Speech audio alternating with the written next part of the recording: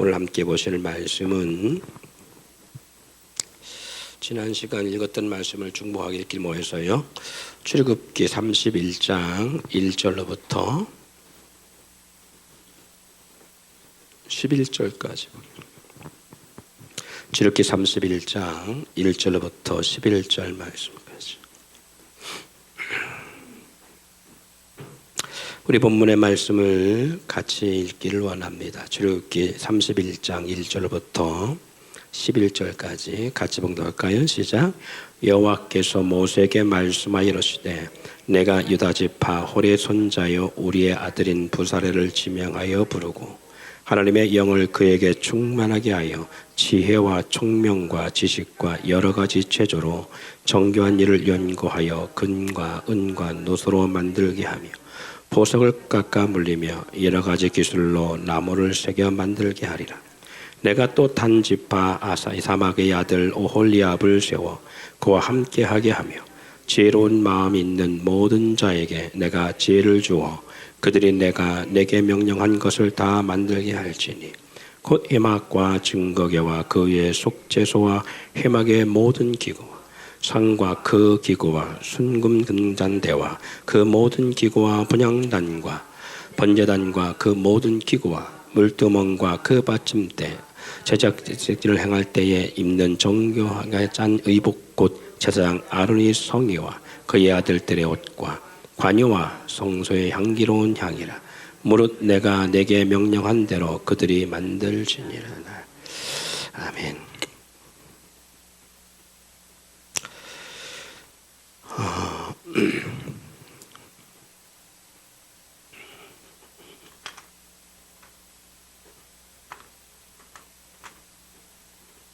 이스라엘 백성들을 하나님께서 애굽에서 부르실 때 출애굽을 통해서요.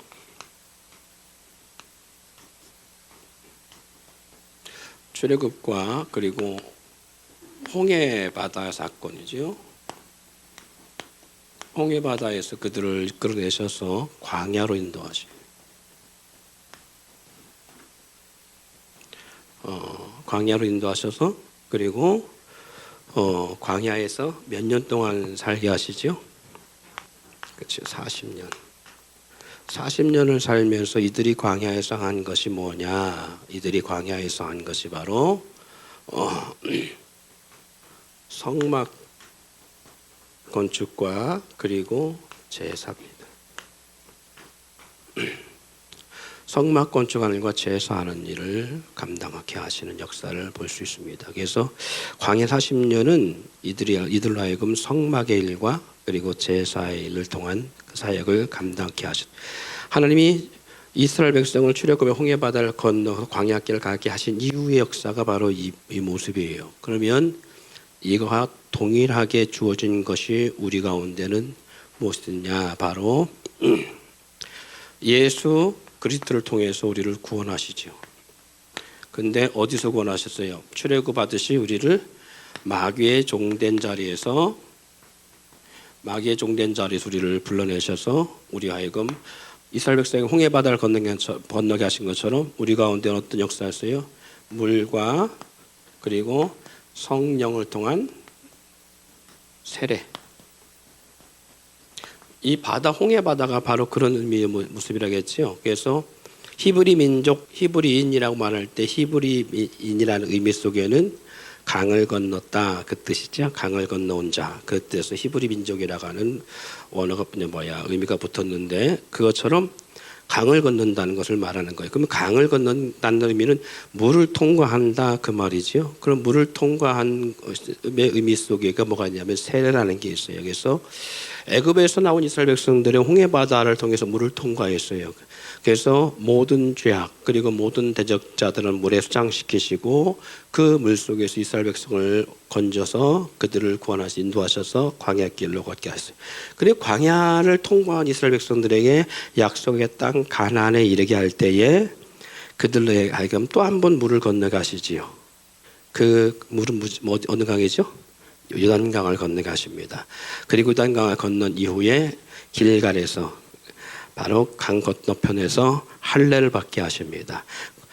애굽에서 나온 자들 가운데 할례 받은 자들은 다 광야에 죽지요. 죽고 여호수아 갈렙 외에는 살아남은 자가 없지요. 그래서 광야에서 태어난 자들은 물을도 통과하지 않을 뿐만 아니라 할례도 받지 않았기 때문에 요단강을 건너서 약속의 땅에 들어갈 때 그들이 먼저 한 일이 물을 건너는 물을 통과한 것처럼 영적 세례의 모습이 그 아래 있는 거고요. 또 할례를 통해서 그들 누구의 자녀다? 너희는 더 이상 육체의 자녀, 혈통의 자녀가 아니라 하나님의 자녀, 하나님의 백성이다 라는 의미를 그들에게 상기시켜서 할례를 행하게 하십니다. 그래서 그 할례를 통해서 이스라엘 백성들이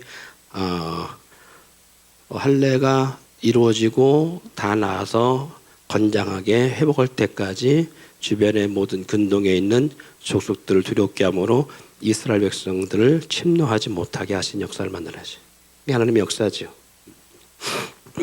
그것처럼 우리 예수 그리스도를 통해서 우리가 구원받았다는 얘기는 마귀의 종됐던 우리를 구원하시고 우리를 끄집어내서 세례 물과 성령을 통해 세례를 받게 하시니 우리를 하여금 마치 어디롭게 광야 40년을 걷게 하신 것처럼 오늘 우리 가운데 동일한 광야 삶의 역사 같은 역사를 만드는데 그게 바로 뭐냐면 교회 생활이에요. 교회 생활.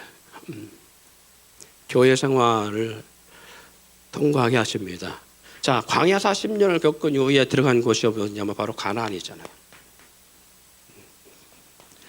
그 가나안 약속의 땅에 들어가는 역사가 있는 것처럼 이 교회 생활을 통과할 우리들에게 주시는 것이 뭐냐면 약속의 땅이듯이 바로 약속의 나라예요. 약속의 나라를 우리 가운데 허락하시는 것이 영원한 나라. 자, 그래서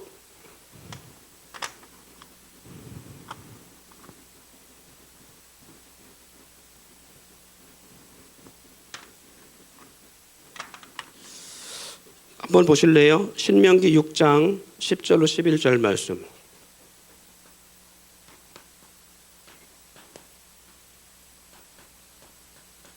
신명기 6장 10절로 11절 말씀을 한번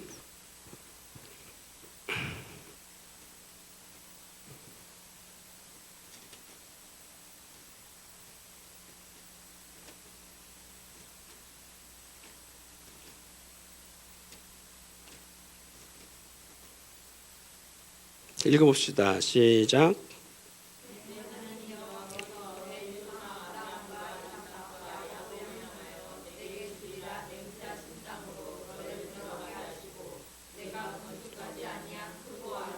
성물 얻게 하시며 내가 채우지 아니한 아름다운 물건이 가득한 집을 얻게 하시며 내가 파지 아니한 우물을 아치게 하시며 내가 심지 아니한 포도원과 감람나무를 찾아하게 하시며 내게 배불리 먹게 하실 때에 아멘. 여기 10절 말씀이 시작하면서 그러잖아요. 네 하나님 여호와께서 내 조상 누구? 아브라함, 이삭, 야곱에게 향하여 내게 주리라 맹세하신 땅, 약속의 땅이죠. 그 땅에 너희를 들어가게 할 때에 그 땅이 어떤 땅이다? 내가 건축하지 아니하고 그리고 내가 채우지 아니한 물건이 가득하고 내가 짓지 아니한 집 그리고 내가 파지 않은 우물 내가 심지 아니한 포도원 감람나무를 찾아게 하겠다라고 말씀합니다. 자, 그렇다면 오늘 우리 가운데는 어떻게 약속하고 있느냐? 고린도후서 5장 1절 한번 보시죠. 고린도후서 5장 1절.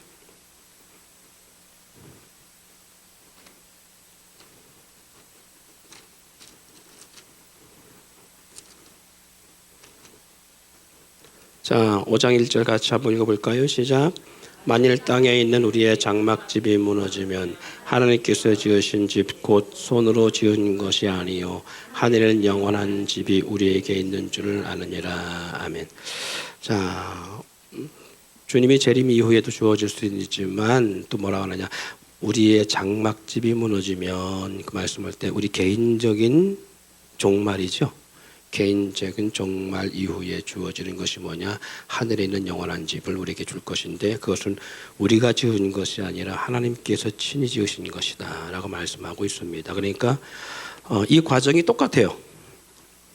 이 출애굽의 이스라엘 백 선민을 향한 하나님의 역사의 과정이나 오늘 우리에게 주어지는 이 과정이 같아요. 그렇죠?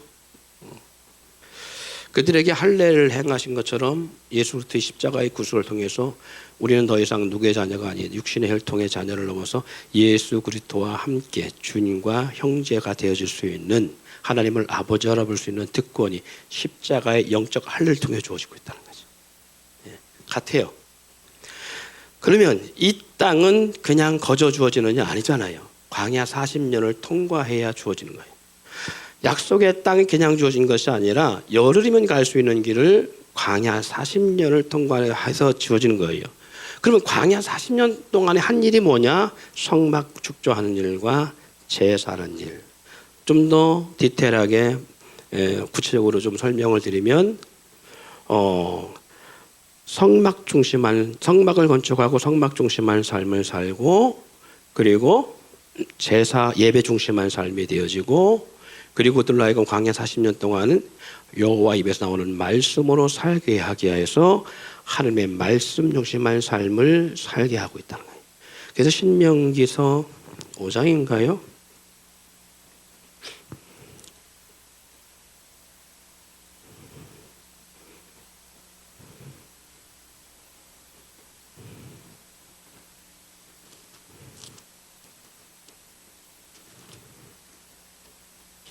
신명기서 6장입니다. 6장 4절부터 9절까지 우리가 좀 전에 읽었던 말씀 바로 윗줄이죠. 신명기 6장 4절부터 9절까지. 자, 이스라엘아 들으라. 같이 읽어볼까요? 우리 하나님 여호와는 오직 유일하신 여호와시니라. 너는 마음을 다하고 뜻을 다하고 힘을 다해 내 하나님 여호와를 사랑하라. 오늘 내가 내게 명령하는 이 말씀을 너는 마음에 새기고 내 자녀에게 부지런히 가르치며 집에 앉아 있을 때든지 길을 갈 때든지 누워 있을 때든지 일어날 때든지 이 말씀을 강론할 것이다. 너는 또 그것을 내 손목에 메고 기호로 삼아 내 미간에 붙여 표로 삼아 또 내 집 문설주와 바깥문에 기능할지니라. 아멘. 그래요. 결국 성막과 예배, 제사, 그리고 말씀의 삶을 통해서 하나님이 가라면 가고 서라면 서는, 하나님의 구름 기둥과 불 기둥이 움직이면 그들도 움직이고 구름 기둥과 불 기둥이 멈추면 그들도 멈추는 역사가 일어납니다. 한번 생각해 보세요. 이 애굽에서의 우리가 지난 주일날도 모세랑 하는 사람을 통해서, 모세란 등장인물을 통해서 우리가 좀 생각해 봤습니다만은 하나님이 가시떨기 가운데서 왜 모세에게 나타났을까? 그리고 가시떨기 많은 나무 가운데 하필은 가시나무, 그리고 그 떨기나무 가운데 불이 붙었는데 불도 꺼지지 않냐고 나무도 타지 않은 모습. 왜 하나님이 그렇게 했을까? 모세의 아이덴티티, 너는 누구냐? 그리고 너가 어떤 사람이냐? 너가 지금 여기 왜 있지? 그리고 너는 어떤 존재지? 그리고 너가 왜 지금 광야에 살고 있지? 등등 많은 아이덴티티를 그에게 주고 있다는 거죠. 그렇다면 우리도 마찬가지라는 것이죠. 예. 자, 그럼 우리도 마찬가지인데 한번 생각해 봅시다. 출애굽이라고 하는 과정에서 모세가 겪었던 역사 속에는요, 어떤 비애적 삶도 있지만 한편은 또 화려한 그의 외부적, 그의 겉으로 드러난 모습은 누구보다도 화려했던 히브리 족속 사람이고 히브리 민족의 피가 흐르지만 그럼에도 불구하고 누구보다도 화려했던 애굽의 문화를 누리고 살았던 사람이고 애굽의 권력이 뭔지를 알았던 사람이고 애굽의 정치판에서 그래도 리더자의 위치에 있던 사람이었어요. 그런가 하면 이스라엘 백성도 예외는 아니죠. 이스라엘 백성도 그들이 광야에 나와서 하나님을 원망할 때 모습을 보면 모세에게 이렇게 대적하며 원망하며 싸웁니다. 우리가 애굽에 있을 때는 어떤 삶을 살았다? 고깃가마 곁에 있었다는 거죠. 그리고 참외도 먹고 부추도 먹고 뭐 등등 하면서 그 애굽에서 화려했던 그 삶을 그들이 기억해내고 그것을 통하여 모세에게 원망하는 걸 볼 수 있습니다. 네. 근데 지금 우리는 광야에 나와서 뭐 먹고 있냐는 거죠. 광야에서 나와서 우리는 이 광야 생활하면서 뭘 먹고 있느냐. 그들이 먹고 싶은 거 먹어요? 아니지요. 그들이 광야에서 먹는 것은 만나밖에 없었어요. 만나의 삶. 그러니까 의식주 문제가 애굽에서의 삶과는 전혀 다른 삶이에요. 애굽에서는 그들이 때로는 화려한 색상의 옷을 입을 수도 있었고, 그리고 문화적으로 윤택한 삶의 역사도 누릴 수 있었고, 음식 문제 가운데서도 고기를 먹고 싶을 때 고기를 먹을 수 있었고 등등의 어떤 그런 화려한 문화의 모습이 그들 가운데 있었습니다. 그럼 하나님께서 그런 세상적으로는, 내면적으로는 그들에게는 어떻게 보면 애굽의 삶은 사망의 생활이잖아요. 내면적으로 보면 그들은요, 절망의 삶이었어요. 겉으로는 화려하지만 모세처럼 내면적으로는 절망의 삶이었다고요. 아들을 죽여야만 하는, 그렇지 않으면 부모로서 본인들이 죽어야 하는 그런 상황들, 그리고 그곳에서 번성하지 못하도록 파라오의 거센 정치적 핍박과 억압이 있었고 등등 많은 문제들이 있었다는 거죠. 그런데 불구하고 그들은 의식주 문제에 있어서는 광야와는 비교할 수 없는 화려한 문화에 화려한 의식주 생활이 있었다는 것을 부인할 수 없어요. 그러면 그런 생활을 누리던 이스라엘 백성들에게 하나님은 출애굽시키잖아요. 출애굽시켜서 어디로 보내느냐면 더 나은 화려한 문명, 더 나은 의식주 문제가 풍성한 곳으로 보내는 것이 아니라 어떻게 보면 환경적으로는 최악의 환경으로 그들을 몰아내고 있다는 거죠. 한번 생각해 보세요. 광야 생활이 태평성대 같은 생활이었는가? 안락하고 호캉스 같은 그런 생활이었는가? 아니라는 거죠. 전혀. 그러면 하나님은 광야 생활로 그들을 인도하신, 환경적으로 가장 최악의 열악한 환경으로 그 열악한 생활로 인도하셨는데, 그러면 하나님은 왜 그렇게 하셨느냐? 그들을 고통 주려고, 너희가 나를 섬기지 않고 나를 잃어버렸기 때문에 나도 너희에게 그만한 대가를 지불시킬 거야. 나는 너희들에게 그렇게 편안하게 너희들을 그렇게 인도 안 해. 왜? 지난날 너희가 나한테 행한 행위가 있거든. 그러니까 나는 그렇게 너희들한테 편안하게 너희들을 이끌어가지 않을 거야. 그런 의미로 그들을 광야로 몰았을까요? 왜 하나님은 그렇게 화려한 애굽의 생활과의 정반대적 최악의 환경, 열악한 생활로 그들을 인도하고 있을까요? 네? 하나님이 크게 말 안 들려. 하나님만 바라보는, 그래, 하나님만 바라보는, 맞아요. 하나님만을 바라보게 하기 위해서 그래요. 하나님만 바라보고 하나님만 의지하고 나가는 하늘의 역사로 만들어가기 위해서 그래요. 그래서 구름 기둥과 불 기둥이 떠오르면 그들은 움직여야 되고, 그 구름 기둥과 불 기둥이 멈추면 같이 멈춰야 되고, 오직 주만 바라보며 전적인 주님의 보호와 주님의 인도로만이 그들의 삶이 가능하다는 걸 보여주려고. 그럼 왜 하나님만 바라보는 거예요? 하나님이 너무 욕심적인 게 아니냐? 하나님이 너무 자기중심적인 게 아니겠느냐라고 알려주지만 그렇지는 않습니다. 왜 그런가 하면 성경 좀 찾아볼까요?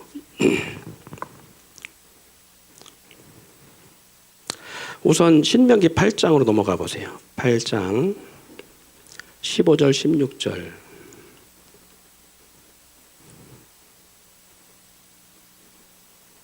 자, 읽어볼까요? 시작. 너를 인도하여 그 광대하고 위험한 광야 곧 불뱀과 전갈이 있고 물이 없는 간조한 땅을 지나게 하셨으며, 또 너를 위하여 단단한 반석에서 물을 내셨으며 내 조상들도 알지 못하던 만나를 광야에서 먹이셨나니 이는 다 너를 낮추며 너를 시험하면서 마침내 내게 복을 주려 하심이었더라. 그래요. 그 이유가 여기 있습니다.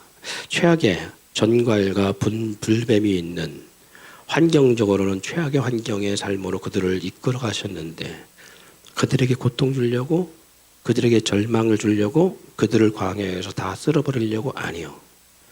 맨 마지막에 뭐라고 했어요? 내게 복을 주시기 위해서, 복을 주시려고 그러시는 거예요. 복이 뭐냐라고 말할 때에 약속의 땅의 축복의 역사가 그 안에 함께 있습니다. 네. 자, 17절부터 그 이유가 여기 있죠. 17절부터 그 복의 역사를 통해서 그들에게 어떤 삶을 누리게 하시려고 하시느냐. 17절부터 천천히 읽어봅시다. 시작. 그러나 내가 마음을 이르기를 내 능력과 내 손의 힘으로 내가 이 재물을 얻었다 말할 것이라. 내 하나님 여호와를 기억하라. 그가 내게 재물을 능력을 줬음이라. 이같이 하시면 내 조상들에게 맹세하신 언약을 오늘같이 이루려 하심이라. 내가 만일 내 하나님 여호와를 잃어버리고 다른 신들을 따라 그들을 섬기며 그들에게 절하면 내가 너희에게 증거하노니 너희가 반드시 멸망할 것이라. 여호와께서 너희 앞에서 멸망시킨 민족들과 같이 너희들도 멸망하리니 이는 너희가 너희 하나님 여호와의 소리를 청정하지 아니함이니라. 그래요. 자, 약속의 땅에 들어가서 그들이 하나님을 떠나 멸망하고 그들이 하나님을 떠남으로 저주받은 민족 되지 않게 하기 위함으로 그들로 하여금 약속의 땅에 영원한 삶의 역사를 누리게 하시기 위해서 그들을 광야길의 연단을 가운데 세웠다는 거예요. 결국 뭐냐? 그들이 하나님을 떠나는 이유가 딱 하나예요. 여기 말씀한 것처럼 내 마음에 이르기를 내 능력과 내 손의 힘으로 내가 이 재물을 얻었다. 이런 의식이에요. 하나님이 없이도 살아갈 수 있다라고 하는 아이덴티티, 자기 정체성의 잘못된 과정 역사가 있는 광야길에서. 그래서 하나님은 그들을 광야에 그 위험한 길에 노출시켜 놓고 하나님께서 뭘 하느냐, 한번 해봐. 너희 힘으로 살아갈 수 있는지, 그 환경 가운데서 너희 힘으로 살아갈 수 없는지 한번 해봐. 그리고 하나님은 광야에서 그들을 두시고요, 그들을 보호하시면서 그 스스로가 하나님이 아니면 안 될 수밖에 없는 깨달음의 역사를 그들 가운데 체험적 삶의 환경으로 하나님은 그들을 인도하고 있는 것입니다. 그렇다면 오늘 우리도 마찬가지입니다. 하나님이 안 믿던 우리, 즉 마귀의 종된 자리에 있던 것처럼 사망 가운데 거하지만 육체적으로는 세상이 교회 안에보다 훨씬 화려해요. 의식주 문제부터 시작해서 모든 문화, 모든 것들이 더 다이나믹해요. 훨씬 더. 그렇지 않나요? 근데 예수 안에서 들어오면서 예수로부터 말미암아 우리가 주님을 믿게 되어지고 주님의 자녀가 되면서 우리의 삶이 그렇지 못한 환경으로 우리가 주어지고 있다는 거죠. 예. 하나님이 하나님의 자녀를 부를 때 나타나는 것 가운데 보면 그의 화려했던 삶의 역사를 꺾으시고 때로는 그의 모든 건강도 꺾으시고 세상의 모든 친구들을 다 하나님께서는 하나하나 다 꺾어내시고, 그리고 우리가 교회 주님의 안에서 구원받아서 교회 안에 들어와서 교회 생활하면서 우리는 마치 세상으로부터 단절된 것 같은 어떤 그런 환경에 가운데 딱 처해요. 우리 성도들 한번 잘 생각해 보세요. 우리 스스로 아무것도 할 수 없는 그런 모습이 우리 가운데 주어지고 있다는 사실을 우리가 경험하고 있는 것들이라 볼 수 있습니다. 그러면 우리는 왜 그럴까 했을 때에 우리도 광야 생활 같은 게, 교회 생활이 이스라엘 백성들의 광야 생활 같은 거면 바로 우리도 예수 믿으면서 주님 부르시는 그날까지 우리는 교회 생활을 통해서 하나님이 우리가 뭘 얻기를 원하고 뭘 알기를 원하느냐, 그것은 바로 네 스스로가 네 능력으로 네가 부유해졌다는 것이, 그런 고백이 아닌 하나님이 아니면 안 됩니다. 내 삶의 모든 것은 하나님이 하셨습니다. 내 산업도 내 자녀도 내 건강도 내 모든 것들이 내 힘이 아닌 오직 하나님이 하시고 있다는 사실을 인정하세요. 그래서요, 광야에서 성막 안에 있는 법궤를 다른 말로 방주라고 하는 단어를 씁니다. 방주. 그럼 방주하면 생각나는 사건이 있지요. 노아 때 방주. 같은 단어입니다. 법궤를 그렇게 사용합니다. 그러면 노아 때의 방주와 이 성막 안에 성전에 이 법궤의 방주 동일하게 쓰는데 또 한 가지 쓰는 방주가 있어요. 같은 내용을 쓰는 단어가. 어디냐면 모세가 태어났을 때 그를 3개월 동안 키우다가 그의 어머니가 그를 더 이상 키울 수 없어서 요게벳인가요? 요게벳이 뭘로 만들어서 갈대 상자를 엮어서 어린 모세를 그 안에 태우고서 나일강에 떠내려 보내죠. 이 갈상자가 방주란 단어 씁니다. 이 세 가지에 전부 다 동일하게 이 세 가지는 뭐가 없느냐면 키가 없습니다. 조절할 수 있는 게 없어요. 다시 말해서 운전대가 없다는 얘기예요. 그렇다면 사람의 임의로 어떻게 할 수 있는 게 아니에요. 오직 그것을 인도하니까 누구라고 하는 거예요? 하나님이라는 거예요. 노아의 방주도 하나님이 인도하심이고 모세의 갈대 상자도 하나님이 인도하심이고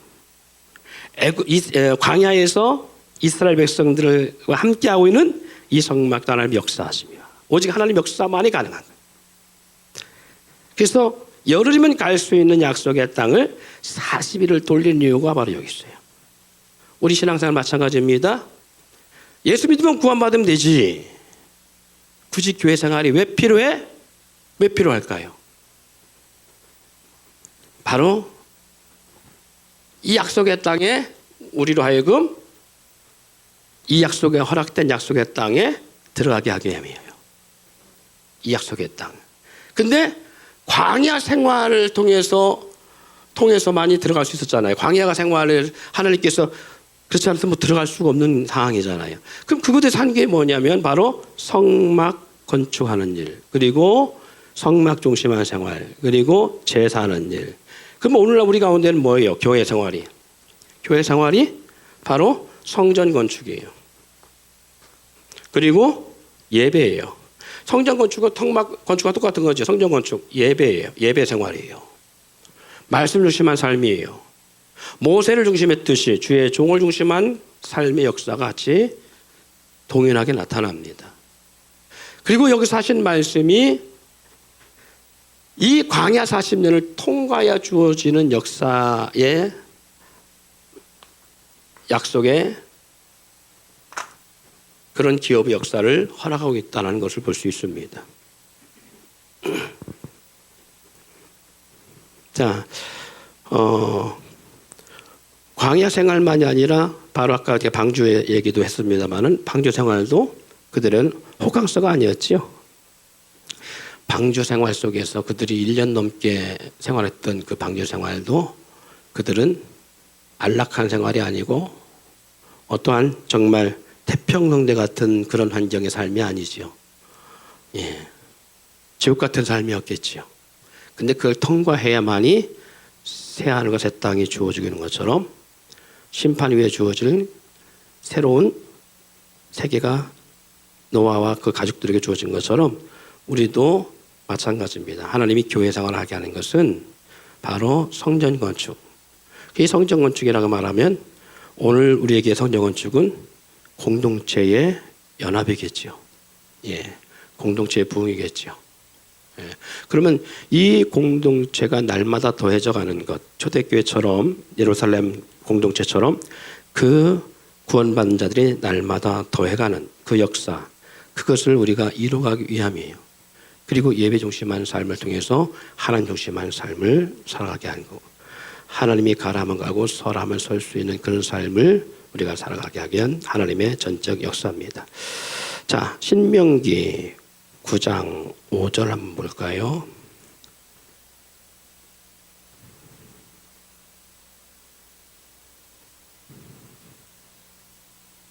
신명기 9장 5절. 자, 읽겠습니다. 시작.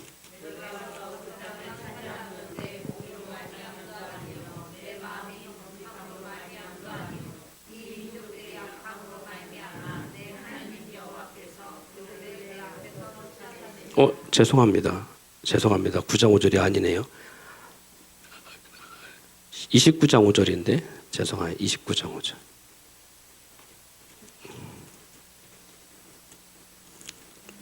(29장 5절) 자, 다시 한번 읽습니다. 시작. 주께서 40년 동안 너희를 광야에서 인도하셨거니와 너희 몸이 옷이 낡아지지 아니하여 너희 발의 신이 헤어지지 아니하여. 예, 거기 뭐라고 했어요? 40년 동안 인도했는데 그들의 몸에 옷이 낡지도 아니하고 발의 신이 헤어지지도 아니했다라고 말합니다. 전적인 하나님의 인도하심, 주께서 인도하심 역사가 있죠.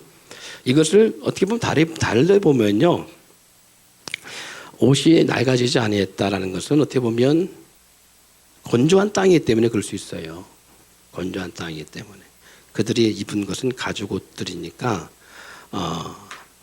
성장하면서 옷이 작아질 수는 있을 텐데 신기한 것은 그들이 낡아지지 아니했다는 것은 40년 동안 같은 옷을 계속 입었다는 의미를 그 안에 담고도 있는 부분이 있어요. 그래서 어떻게 보면 이걸 인위적으로 보면 비가 오지 않은 간조한 땅이기 때문에 그들의 옷이 좀 먹지 아니하고 헤어질 상황이 아니었다. 신이 떨어지지 아니했다. 낡지 아니했다라는 것은 걷지 아니했다라는 거예요. 많이 걷지 아니했다라는 의미도 있겠지요. 예.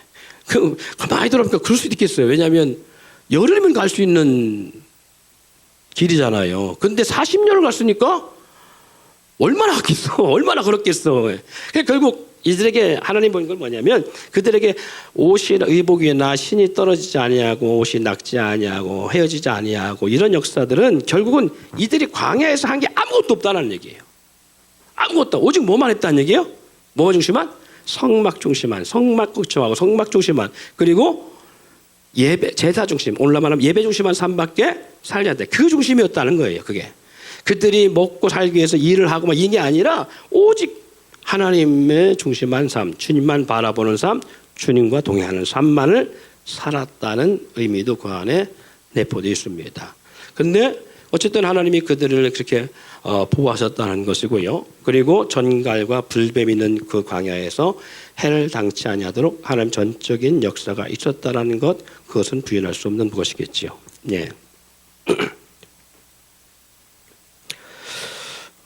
그래서 저와 여러분 우리 삶 속에 하나님이 우리도 마찬가지입니다. 하나님이 우리로 하여금 이 예수 믿으면 구원받으면 되지 교회 생활에 필요하냐라고 했을 때에 우리로 하여금 하나님이 우리 가운데 주시는 것은 이 광야 40년처럼 우리로 하여금 삶의 목적이 어디에 있느냐, 무엇을 위해 살아야 되느냐라는 거예요. 그래서 우리가 서신서를 통해서 보면 신약성경에 보면 너희가 무엇을 먹든지 마든지 하나님 영광을 위해서 해라 라는 말씀도 있고요. 사나 죽어나 우리는 주의 것이다 라는 말씀도 우리 가운데 말씀하고 있습니다. 결국요, 약속의 땅 가나안은 이기는 자만이 들어갈 수 있어요. 하나님의 안에서 이기는 자만이 갈 수 있어요. 그리고 그 땅은 이기는 자가 차지했어요. 할렐루야. 그러면 이것은 이스라엘 백성들에게 약속의 땅 이기는 자가 차지했듯이 그럼 오늘 우리에게는 뭐냐? 우리도 동일합니다. 우리도 이기는 자가 돼야만이 약속의 하나님이 약속했던 약속의 기업 하나님의 나라에 들어갈 수가 있어요. 그래서 우리가 이 시간은 다 하지 못합니다만은 요한계시록의 7교회 편지한 내용들 보면은 다 동일합니다. 이기는 자에게, 이기는 자에게. 이긴다는 얘기는 뭐 한다는 게 싸운다는 얘기잖아요. 싸움의 대상이 있다는 얘기입니다. 그렇죠? 싸움의 대상이 있다는 얘기예요. 이기는 자에게 하나님의 낙원에 있는 생명나무 과실을 먹게 하겠다. 이기는 자에게 둘째 사망해를 당치 않게 하겠다. 이기는 자에게 받는 자만이 알 수 있는 힌도를 주겠다. 이기는 자에게 만국을 다스리는 권세를 주겠다. 이기는 자에게 흰옷을 주고 생명체 그 이름을 지우지 않겠다. 이기는 자에게 하나님의 성전에 기둥되게 하겠다. 이기는 자에게 주의 보좌에 앉은 것처럼 하나님 보좌에 앉은 자 같이 세워주겠다. 이런 말씀 전부 다 이기는 자에게 주시는 거예요. 이기는 자. 그러면 이기는 자라는 얘기는 싸움이 없이는 불가능합니다. 우리의 씨름은 혈과 육에 대한 것이 아니라 하늘의 악의 영들과의 싸움이라고 말하고 있어요. 사랑하는 성도 여러분, 그러면 우리가 싸움의 대상이요 사람과 사람, 혈과 육에 대한 싸움이 아닌데 우리는 늘 이 사람의 싸움으로 만들어가요. 눈에 보이는 현상으로 거기에 머물러 있어요. 사람과의 싸움이 아니에요. 다시 말해서 나와 찬양이가 교회 생활하는데 둘이 의견이 안 맞아서 싸울 수 있어요? 다툴 수 있어요? 대립될 수 있어요? 내 의견이 안 맞을 수 있어요? 그러면 이 지지배가 나한테 감정이 있나? 뭐 나한테 나를 미워하나 이렇게 바라보고 이렇게 싸우면 안 된다는 얘기예요. 이렇게 바라봐야 되는 게 아니라 영적인 문제라는 얘기예요. 그래서 사탄이 요구하는 게 뭐냐 했을 때에 사탄은 우리 두 사람 사이에 관계가 깨어지고 서로 멀어지고 서로 미워하고 서로 다투어서 관계가 깨어져서 나눠지기를 원하는 거예요. 이게 사탄의 전략이잖아요. 그래서 이긴다는 것은 뭐냐? 우리의 씨름 혈과 육에 대한 것이 아니라는 게 뭐냐? 바로 이런 부분에 있어서 사람과의 싸움이라고 생각하지 말고 영적인 문제를 바로 알고 영적인 그 본질의 역사가 뭔가를 제대로 깨닫고 그러면 무엇이 문제냐? 서로 마음을 같이 하기 위해서 존귀하게 여겨야 되고 서로 다투지 않아야 되고 서로 양보해야 되고 이해해야 되고 용납해야 되고 서로 미워하는 것이 아니라 그리스도 안에서 품고 사랑해야 되는 거예요. 마음을 같이 하고 뜻을 같이 한 마음 품어 합력하여 서로를 이뤄나갈 수 있는 역사로 만들어가는 거예요. 예. 그래서 우리 가운데 거하시는 하나님께서 요구하는 것이 뭐냐? 다툼과 시비와 원망이 없게 하기 위한 거예요. 하나님 우리 가운데서. 그러기 위해서는 우리가 뭐 해야 되냐? 육체적 껍질들, 다시 말해서 육체로 말미암아 우리에게 주어지는 다툼의 속에서든가 부딪힘의 속에는 반드시 가시가 있어요. 광야의 시든나무처럼 가시가 있다고요. 그런 가시들을 제거하지 않으면 우리가 서로 연합할 수가 없고 서로 마음을 같이 할 수가 없는 거예요. 서로의 아픈 상처들이 있고요. 공허함이 있고요.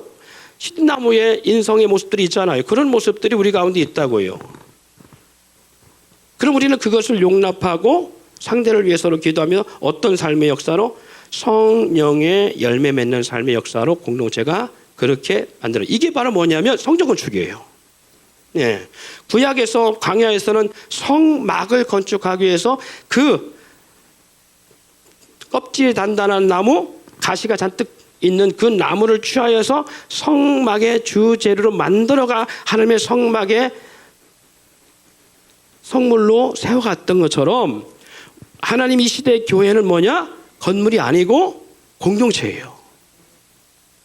제가 선배들로부터 받았던 신학을 하면서 봤던 것들은 바로 뭐였냐면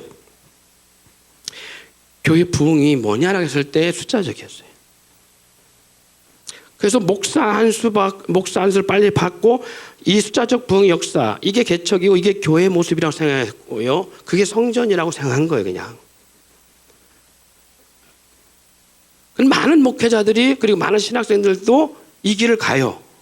그래서 제가 목회를 20년 넘게 해보면서 그리고 정말 주의 종의 길을 30년 넘게 하면서 깨닫고 있는 게 아닌 게 뭐냐면 하나님이 이걸 전혀 원하지 않는다는 거예요.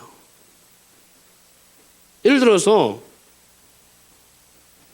목사가 돼서 수많은 영혼을 죽이고 상처를 주고 영적으로 육체의 암을 앓고 있듯이 영적인 암을 앓게 만들어서 피폐한 영혼으로 만들어서 그 영혼이 떨어져 나간다면 그게 하나님 기뻐하시는 일일까?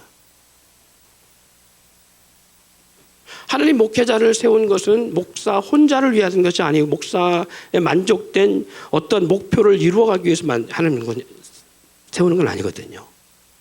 성도는 마찬가지, 장로를 세우는 것도 마찬가지고 권사를 세우는 것도 교회 직분을 세우는 것도 마찬가지 전부 다. 어떤 교회가 그 세력이 많아져 갖고 나는 이런 큰 교회 나가, 나는 이런 큰 교회 출석해, 그걸 하나님이 보려고 하는 게 아니잖아요. 어그러진 인생, 삐뚤어진 인생, 상처 많은 인생, 피를 철철 흘리면서 살아가는 그 인생들이 주님 앞에 나와 아름다운 성물이 되어져 가듯이 주님 안에서 하나님의 성품의 전인격적 회복과 치유가 역사에 일어나서 정말 그와 더불어 그와 함께 할 때 행복할 수 있는 어떤 그런 주님의 몸된 지체들, 그걸 원하는 거잖아요. 그래서 하나님은 이스라엘 백성들로 하여금 광야 40년 동안 한 게 그거예요.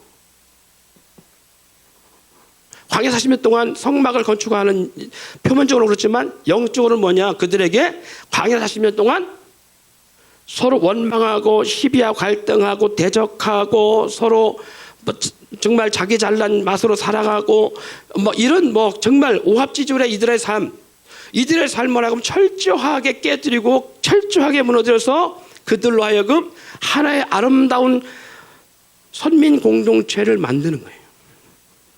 그래야 약속의 땅 가나안을 들어갈 때 이기는 자가 되어져요. 약속의 땅에 가나안 들어갈 때.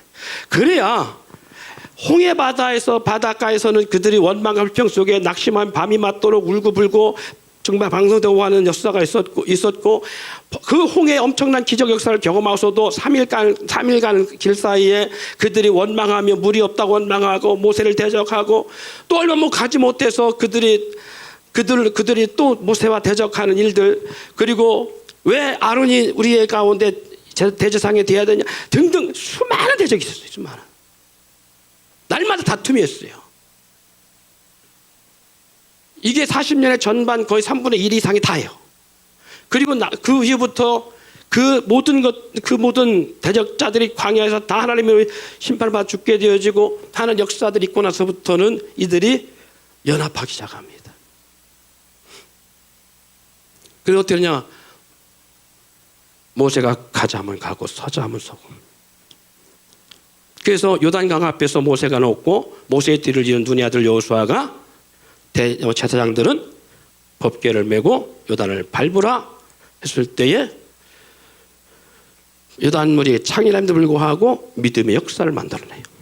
여리고성을 돌라 하니까 돌아요. 이게 이기는 자의 모습이에요. 여러분, 교회가 뭐야 되냐 바로 그랬잖아요. 가자 하면 가고 서자 하면 서야 되는 거예요. 각자 자기 소리를 내면 교회 공동체는 온전하게 앞으로 나갈 수가 없는 거예요. 그래서 교회 생활 가운데 왜 하나님 내 삶을 이렇게 지독하게 안 풀어줍니까? 안 풀어줘요. 뭐 할 때까지? 순종의 사람들이 될 때까지, 믿음의 사람들이 될 때까지 안 풀어줘요. 여러분, 물질이 딱 보호받은 게 아니에요. 사회적으로 뭔가 지위가 높았다고 보호받은 게 아니에요. 하나님이 그거 하루아침에 거둬갈 수도 있어요. 육신의 건강한 것도 마찬가지입니다. 하나님은 우리 가운데 교회 생활이라고 하는 광야, 영적 광야 생활을 딱 집어넣고 하시는 게 뭐냐면 우리를 연단하시는 거예요. 광야의 생활 가운데 연단하게 되시. 여호와 입에서 나온 말씀으로 살게 하시려고 우리 연단하시는 거예요. 그래야 이기는 자가 될 수 있어요. 그래야 하나님 보좌에 앉은 자처럼 하나님의 일을 높일 수가 있어요. 이것이 하나님께서 우리 가운데 영적 광야 생활인 교회 생활을 두시는 이유예요. 교회는 그래서요, 모이면 시험이 있고요, 모이면 상처받을 수밖에 없는 거예요. 그러나 그 교회 공동체가 그 모든 연단을 통과하고 나면 하나님은 그때부터 그 공동체 지들 가운데 부어주신 역사가 있어요. 하나님 주십시오 해서 주는 게 아니에요. 우리가 필요한 걸 하나님이 알고 주셔요. 가정에서 마찬가지입니다.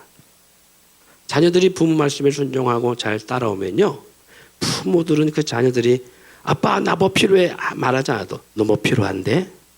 너 요즘 필요한 게 뭐야? 먼저 알고 줘요.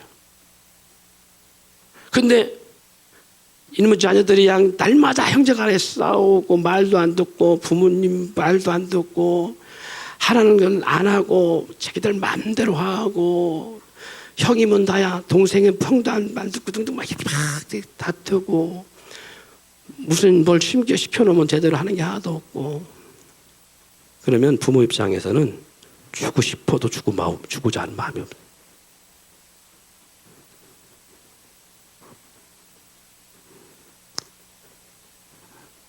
오늘 그래서 저와 여러분들이 성전으로 지어져가는 이 귀한 사역의 가운데 함께하고 있다는 걸 잊지 않길 바라고요.